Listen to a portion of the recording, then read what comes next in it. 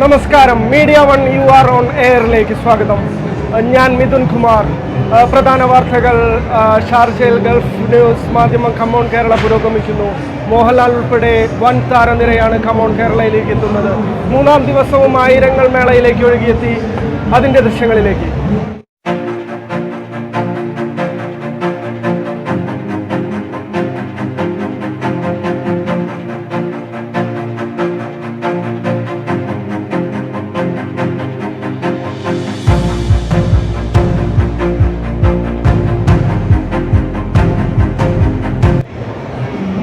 Middle ഈസ്റ്റിലെ ഏറ്റവും വലിയ Indian വാണിജ്യ സാംസ്കാരിക വിനോദ മേളയിലേക്ക് ഗൾഫ് മാധ്യമം ഒരുങ്ങുന്നു. കമോൺ കേരള പ്രൗഢമായ സദസ്സിൽ മേളയുടെ ഉദ്ഘാടനം ഇന്നലെ Sharjah chamber of commerce chairman Abdullah Sultan Al Uwais നിർവഹിച്ചു.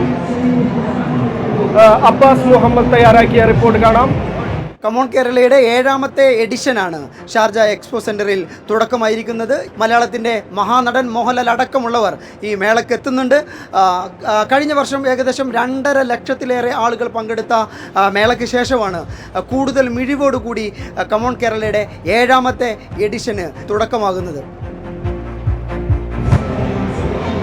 ഇതോടെ ഈ വാർത്താ ബുള്ളറ്റിൻ പൂർണ്ണമാകുന്നു. നമസ്കാരം. Thank you.